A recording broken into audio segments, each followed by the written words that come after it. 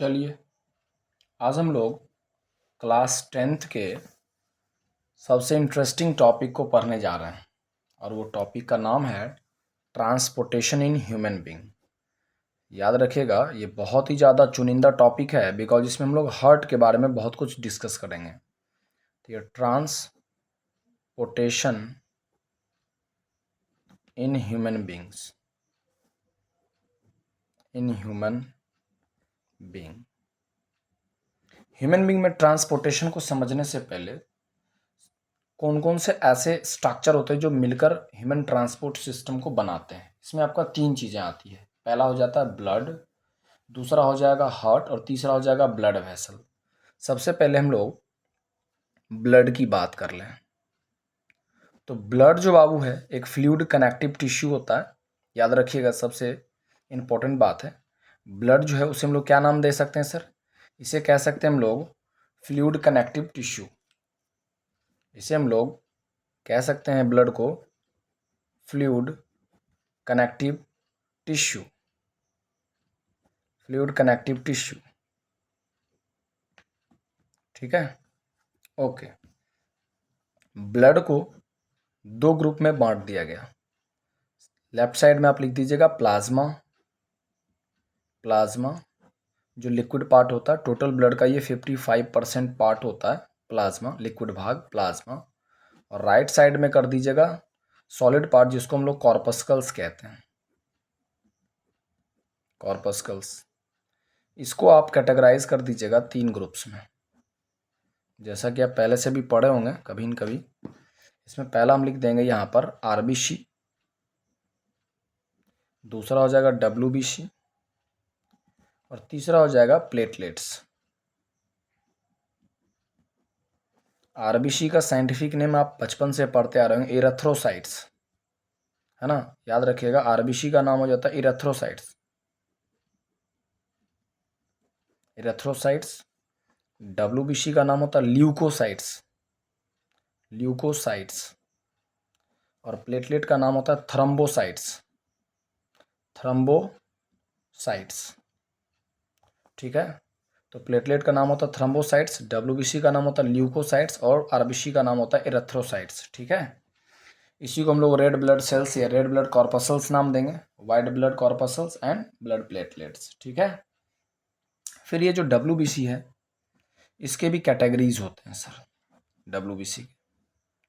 WBC की category 2 होते हैं। पहला हो जाएगा, पहला कैटेगरी का नाम होगा ए ग्रेनुलोसाइट्स, ए ग्रेनुलोसाइट्स। और दूसरा कैटेगरी का नाम होगा ग्रेनुलोसाइट्स, ग्रेनुलोसाइट्स। ए ग्रेनुलोसाइट्स, इसके 2 कैटेगरीज होते हैं। पहला लिम्फोसाइट्स, पहला लिम्फोसाइट्स, दूसरा मोनोसाइट्स, मोनोसाइट्स। जब भी कभी ब्लड रिपोर्ट आपको हाथ में मिलता होगा डॉक्टर लोग जो करवाते हैं तो उसमें आपको यही सब चीज़ें नज़र मिलता होगा। और ये जो ग्रेनुलोसाइट्स होते हैं उनके 3 कैटेगरीज होते हैं। उसमें पहला हो जाएगा ईसनोफिल, ईसनोफिल्स, पहला हो जाएगा ईसनोफिल। दूसरा बैसोफिल्स, बैसोफिल्स। तीसरा न्यूट्रोफिल्स, न्यूट्रोफिल्स। याद रखिएगा, ये ब्लड का एक चार्ट है, ध्यान रखिएगा। सबसे पहले ब्लड जो बाबू, ब्लड को हम लोग फ्लूइड कनेक्टिव टिश्यू कहते हैं। ठीक है सर, और ब्लड के 2 ही मेन कंपोनेंट होते हैं। फर्स्ट कंपोनेंट का नाम क्या दीजिएगा सर? प्लाज्मा, जो टोटल ब्लड का 55% होता है। और दूसरा कंपोनेंट होता है कॉर्पस्कल्स। कॉर्पस्कल्स के 3 कैटेगरीज में बट गए हैं, RBC, WBC and platelets. RBC का साइंटिफिक नेम होता है एरिथ्रोसाइट्स, डब्ल्यूबीसी को ल्यूकोसाइट्स, प्लेटलेट को थ्रम्बोसाइट्स नाम देते हैं। ठीक है सर, अब डब्ल्यूबीसी जो ल्यूकोसाइट्स है इसके 2 कैटेगरीज होते हैं। लेफ्ट साइड में हमने लिखा है ग्रेनुलोसाइट्स, राइट साइड में लिखा है यहाँ पर, है ना, sorry, A granulocytes and granulocytes. ठीक है, अब ए ग्रेनुलोसाइट्स जो है उसके 2 कैटेगरी होते हैं। पहला लिम्फोसाइट्स, दूसरा हो जाएगा मोनोसाइट्स। ग्रेनुलोसाइट्स के 3 कैटेगरी होते हैं, ईशनोफिल्स, बेसोफिल्स, न्यूट्रोफिल्स। ठीक है सर। अब आइए, अब प्लाज्मा को छेड़खानी करते हैं। प्लाज्मा क्या कहना चाहता है उसको थोड़ा सा देख लीजिए। प्लाज्मा, जिसको हम ब्लड प्लाज्मा भी कहते हैं। प्लाज्मा जो सर है, ये बात तो पहले ही आप जान चुके हैं, ये लिक्विड होता है। लेकिन हम जो बोलना चाह रहे हैं वो समझिए, ये अल्कलाइन होते हैं। अब मन में आएगा सर ये आपने क्या बोल दिया। अल्कलाइन मतलब सर जिसकी पीएच 7 से ऊपर होती है। आप पीएच केमिस्ट्री वगैरह में पढ़े होंगे, रीडिंग जो 7 से नीचे होगी एसिडिक। फिर हम अगले वीडियो में आपको बताएंगे, केमिस्ट्री को भी पढ़ाएंगे। पहले हम बायो कंप्लीट कर लें, फिर हम लोग फिजिक्स में, केमिस्ट्री में चलेंगे, फिर फिजिक्स में चलेंगे। तो ये अल्कलाइन होते हैं, याद रखिएगा। प्लाज्मा जो होते हैं अल्कलाइन मतलब उसका पीएच 7 से ऊपर होगा। ठीक है, ये पहला पॉइंट याद रखिए। दूसरा याद रखना, ये हल्का येलो कलर के होते हैं, तो इसको पेल येलो या लाइट येलो होता है, पेल येलो कलर, हल्का येलो कलर के होते हैं। ठीक है सर। अगला बात क्या याद रखना है आपको, ये तो पहला पॉइंट होगा। दूसरा बात याद रखना, 90% इसके प्लाज्मा के क्या होते हैं सर, याद रखिएगा, वाटर होते हैं। 90% प्लाज्मा में पानी ही पानी रहते हैं। ठीक है सर। इसके अलावा उसमें बहुत सारे ऑर्गेनिक और इनऑर्गेनिक सब्सटेंस भी पाए जाते हैं। ठीक है, जैसे कुछ एग्जाम्पल हम दे दें, जैसे कि प्रोटीन हो गया, प्रोटीन्स हो गए। पूछ देगा प्लाज्मा में वाटर के अलावा और क्या क्या चीज़ होते हैं, तो प्रोटीन हो गया। इसके अलावा ग्लूकोज कह सकते हैं आप, ग्लूकोज हो सकता है, कैलेस्ट्रॉल हो सकता है आपका। इसके बाद कैलेस्ट्रॉल, कोलेस्ट्रॉल। इसके अलावा यूरिया, याद रखिएगा। कैलेस्ट्रॉल के बाद, कैलेस्ट्रॉल तो हो ही गया। उसके बाद यूरिया, यूरिया के अलावा हार्मोन्स आप कह सकते हैं, हार्मोन्स। इसके अलावा विटामिन्स,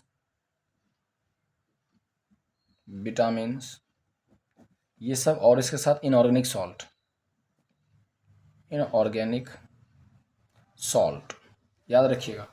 ये जो प्लाज्मा सर है, प्लाज्मा पहला पार्ट हम बात कर रहे हैं। प्लाज्मा, प्लाज्मा जो है लिक्विड पार्ट होता है ब्लड का, जो आपको मैं स्टडी में बता दिया है। ये अल्कलाइन होते हैं, जिसकी पीएच 7 से ऊपर होती है। ये हल्के येलो कलर के होते हैं, हल्का येलो इस कलर दिखेगा आपको। ठीक है। इसके बाद यदि हम बात करें तो इसमें 90% तो वाटर होता है, रेस्ट जो 10% बच गया उसमें ऑर्गेनिक और इनऑर्गेनिक सब्सटेंस पाए जाते हैं, जिसके अंदर protein, glucose, cholesterol, urea, hormones, vitamin, inorganic salt जैसे सब्सटेंस पाए जाते हैं। ठीक है sir.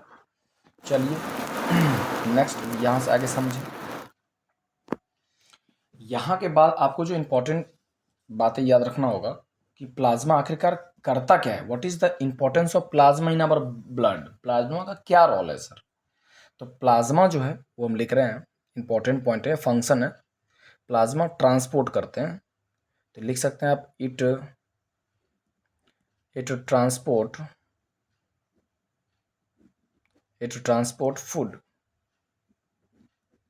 CO2 carbon dioxide and nitrogenous waste and nitrogenous waste. ये याद रखिएगा, यही इंपॉर्टेंट है। फंक्शन जरूर पढ़ा कीजिए कि प्लाज्मा का क्या काम है। ये फूड को कैरी करते हैं एक पार्ट से दूसरे पार्ट में, बिकॉज देखिए आप लोग ट्रांसपोर्टेशन पढ़ रहे हैं। ट्रांसपोर्टेशन का मतलब क्या होता है, movement of the substance from one places to another place, है कि नहीं।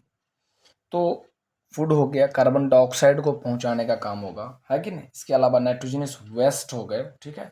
और ये सब ध्यान रखिएगा, ये सब जो है, जो भी होते हैं सब डिजॉल्व फॉर्म में कैरी होते हैं, समझ रहे बात को। ऐसे नहीं सेपरेटली हो, ये सब डिजॉल्व फॉर्म में इधर उधर मूव करते हैं। ठीक है सर। ओके, अब हम लोग बात करेंगे जो सॉलिड पार्ट है। ये सब तो हमने लिक्विड पार्ट ऑफ ब्लड जिसका प्लाज्मा है उसके बारे में बात किया।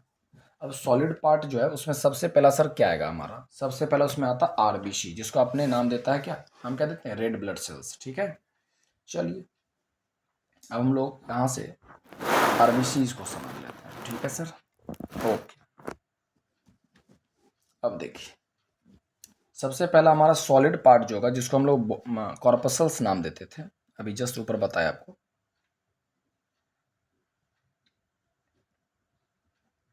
कॉर्पसल्स के अंदर सबसे पहला आरबीसी, रेड ब्लड सेल या रेड ब्लड कॉर्पसल्स। उससे पहले आपको एक टर्म बता दें हम लोग, यहाँ आगे तो हम बढ़ेंगे ही बढ़ेंगे। एक टर्म जो आपको याद रखना जरूरी था बाबू, हेमियोपोइसिस। कोई पूछ देगा आपसे, सर ये हेमियोपोइसिस क्या होता है? तो हेमियोपोइसिस का मतलब क्या होता है सर? बहुत आसान है। हेमियो मीन्स होता है ब्लड, पोइसिस फॉर्मेशन। तो ब्लड के फॉर्मेशन को बोलते क्या है? हेमियोपोइसिस। तो the process of formation of blood cells, ये ध्यान रखिएगा, ब्लड सेल्स के फॉर्मेशन को, है ना, लिख देते हैं यहाँ पर, फॉर्मेशन ऑफ ब्लड सेल।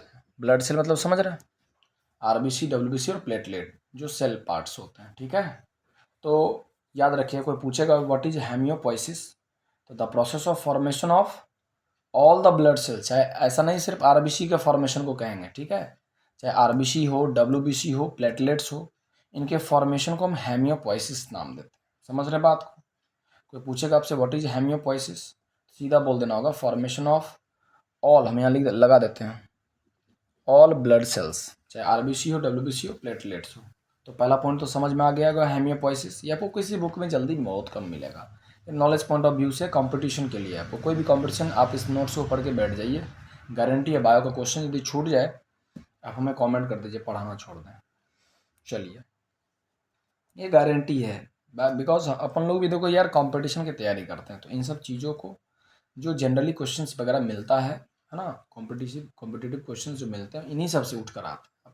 80% आप कोई भी बीपीएससी यूपीएससी कोई भी क्वेश्चन आप इस लेवल का उठाइए जो आपको मिलेगा, आप टीचिंग से जाइए, आप एसएससी में जाइए, आपको बीपीएससी दरोगा वगैरह में भी देखिएगा, इनसे मिल जाएगा क्वेश्चन आपको। इवन दो आप ये एस टेट करते हैं, सी टेट करते हैं, है कि नहीं, बहुत सारे चैनल पर पढ़ाते हैं टीचर, बट इन सब चीज़ों को ज़रूर ध्यान रखिएगा, ठीक है। इसलिए हम बेसिक, देखिए वो लोग क्या करते हैं, क्वेश्चन डिस्कशन करा देंगे, लेकिन आपको ये चाहिए, इसलिए हम इन चीज़ों को लेकर चल रहे हैं ताकि कोई बच्चा आसानी से इसको समझ सके, है ना। Okay, next. अब यहाँ पर क्या होगा सर, यहाँ तक में तो कोई दिक्कत वाली बात नहीं है। अब इसमें हम सबसे पहले हम लोग बात करेंगे आरबीसी पर, इरेथ्रोसाइट्स पर, ठीक है सर, आरबीसी। चलिए अब इसको ध्यान से समझिएगा यहाँ से, ठीक है। चलो एक एक करके अब हम लोग चलेंगे। सबसे पहले हम आरबीसी पर बात कर लेंगे। आरबीसी का नाम क्या होता है? एरेथ्रोसाइट्स। तो चलिए सबसे फर्स्ट नंबर हम देते हैं, नंबरिंग करते हैं, इसको हम लोग आरबीसी नाम दिए थे, इसी को हम एरेथ्रोसाइट, याद रखिएगा साइंटिफिक नेम जो होता है आरबीसी का, एरेथ्रोसाइट्स के नाम से जाना जाता है, रेड ब्लड कॉर्पसल्स या रेड ब्लड सेल्स, ठीक है। सबसे पहले नंबर, आरबीसी के नंबर कितने होते हैं सर? तो याद रखिएगा 4.525 मिलियंस पर मिलीमीटर क्यूब ऑफ ब्लड, और ये होता है किसमें? मेल में, ये भी याद रखिएगा। फीमेल में बाबू थोड़े कम होते हैं ब्लड, ध्यान रखिएगा। ये सॉरी, ये फीमेल में हो गया, क्या कि देखिए 4.5 से 5 लीटर फीमेल में होता है और 5 से 5.5, तो 5 से 5 to 5.5 मिलियंस होंगे ये मेल में, और ये हो गया फीमेल में, याद रखिएगा, ठीक है सर। दूसरा ध्यान देने वाला बात क्या है, आरबीसी का लाइफ जो होता है, लाइफ स्पेन 120 डेज का होता है, उसके बाद वो मर जाते हैं, ठीक है। इसलिए ब्लड डोनेट के लिए लोग कहते हैं, इससे भी आपको मर ही जाएगा। अच्छा एक बात यहाँ पर, जब आप जानते हैं कि मरते हैं, तो आखिरकार मरने के बाद जाते कहाँ पर हैं ये मरा हुआ आरबीसी, जाता कहाँ है? तो एक ग्रेवयार्ड आपके शरीर में, जिसको हम लोग ग्रेवयार्ड बोलते हैं, मुर्दा घर बोलते हैं इसके लिए, ग्रेवयार्ड ऑफ आरबीसी, आरबीसी के नाम से जाना जाता है। कौन? स्प्लीन, याद रखिएगा स्प्लीन, ये सब बहुत सारे कॉम्पिटिटिव क्वेश्चन में पूछे जाते हैं। स्प्लीन, ग्रेवयार्ड ऑफ आरबीसी के नाम से जाना जाता है स्प्लीन, ठीक है सर। ओके, इसके अलावा जो बातें हैं, आरबीसी के फॉर्मेशन को क्या कहते हैं? RBC formation is known as erythropoiesis. जैसे वो हेमियोपोइसिस मिला था ना, कोई भी ब्लड सेल, एरेथ्रोपोइसिस नाम देंगे, एरेथ्रोपोइसिस। आरबीसी के फॉर्मेशन को बोलते हैं एरेथ्रोपोइसिस, ठीक है सर। और ये कहाँ बनते हैं सर? तो रेड बोन मैरोज में। कहाँ पर बनते हैं वो भी हम इंडिकेट कर देते हैं, red bone marrow, red bone marrows में। ठीक है सर, ये बातें ज़रूर ध्यान रखिएगा। ओके, यदि आपके शरीर में यदि काउंट कम हो जाएगा तो क्या है सर, एक बात मन में जो सवाल जो जनरली लोग पूछते हैं कि आरबी ये जो आपका रेड ब्लड सेल्स होते हैं ये रेड क्यों होते हैं? Because of pigment. आप लोग सभी जानते होंगे, यस, हीमोग्लोबिन। क्या नाम दीजिएगा उसको? हेमोग्लोबिन। हेमोग्लोबिन पिगमेंट के वजह से आपका, है ना, रेड होता है। तो ये रेड पिगमेंट के नाम से जाना जाता है, रेड पिगमेंट, रेड पिगमेंट। इसी की वजह से हीमोग्लोबिन, याद रखिएगा, हीमोग्लोबिन का जो रेंज होता है सर मेल में, ये होता है नॉर्मल जो होता है वो 15 ग्राम्स पर 100 ml ऑफ ब्लड। 15 ग्राम पर 100 ml ऑफ ब्लड, ये मेल में है। और फीमेल में जो हीमोग्लोबिन काउंट होना चाहिए वो कम से कम 13 तो होना ही चाहिए, 13 ग्राम पर 100 ml ऑफ ब्लड। ठीक है, यदि उससे कम हो गया, मान लीजिए सर नॉर्मल से रेंज से कम हो गया, लेस हो गया, लेस अमाउंट ऑफ हीमोग्लोबिन हो गया, तो बीमारी हो जाएगा सर। उसका नाम देते हैं एनीमिया। जब इसका काउंट लेस हो जाएगा, मतलब नॉर्मल से जब हीमोग्लोबिन कम हो जाएगा, लेस अमाउंट ऑफ हीमोग्लोबिन, उसको शॉर्ट में HB भी लिख सकते हैं, हीमोग्लोबिन, तो उसे हम लोग नाम देंगे सर एनीमिया। एनीमिया, ठीक है सर।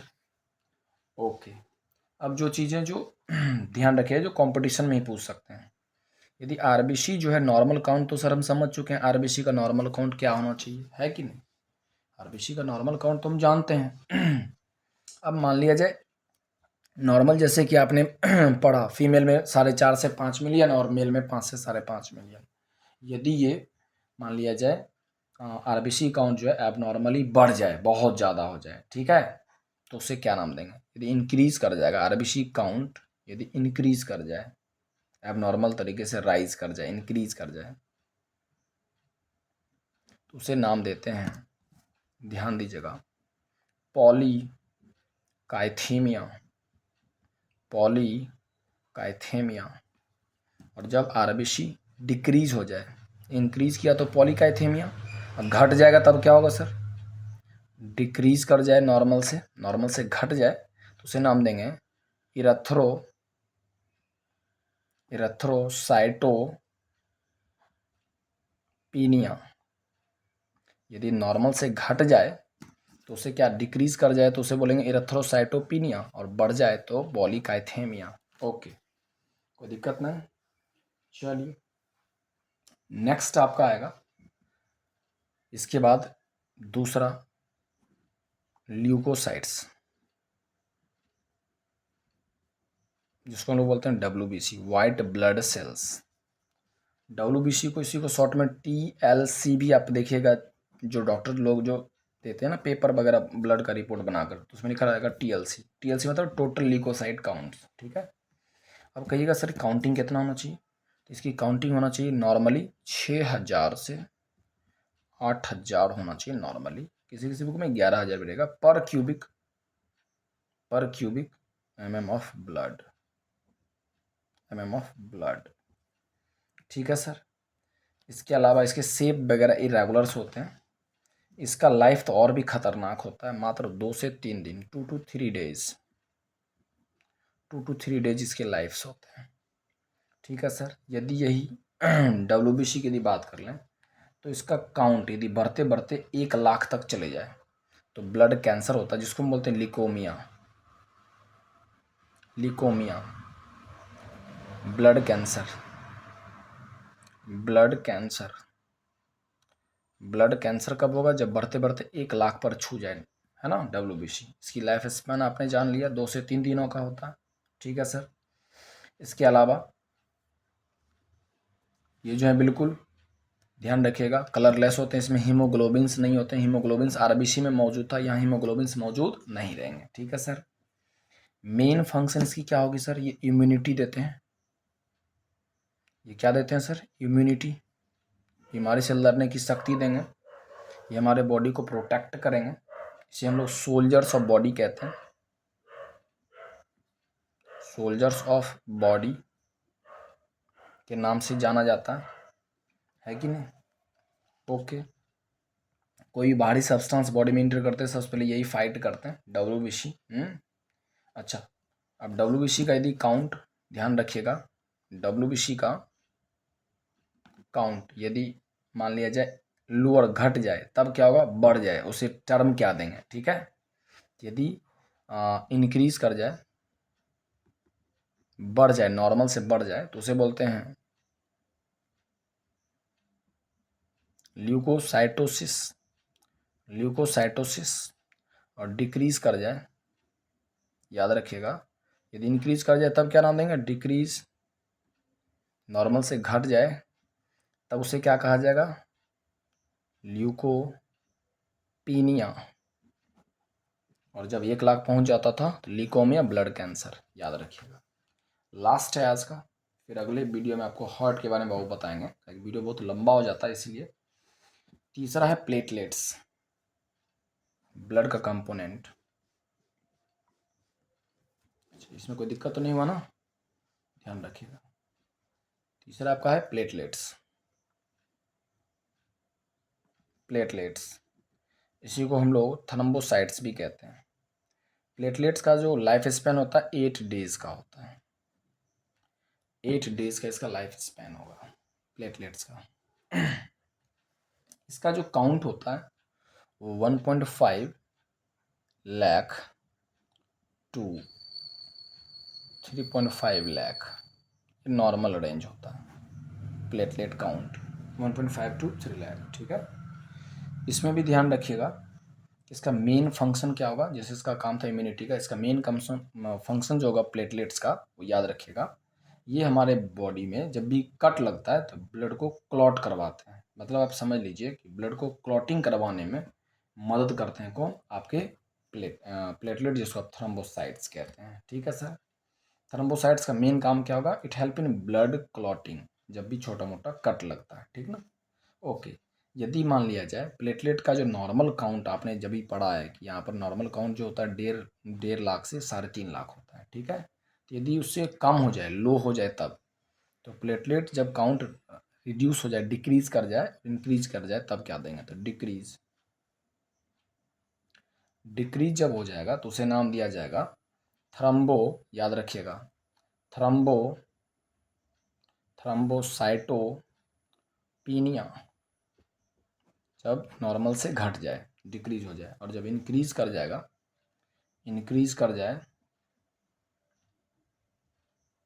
इंक्रीज कर जाए, नॉर्मल से बढ़ जाए, तो उसे नाम देंगे थ्रम्बोसाइटोसिस,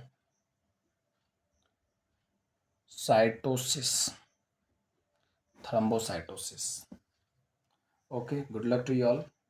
यदि ब्लड की फंक्शन की बात कर लें, it help in thermoregulation, it carry the respiratory gas, food, hormone, ये नेक्स्ट वीडियोस में आपको डालेंगे सर, वहाँ पर आपको हम सिर्फ हार्ट के बारे में बात करेंगे और ब्लड वेसल के बारे में। Okay, good luck to you all.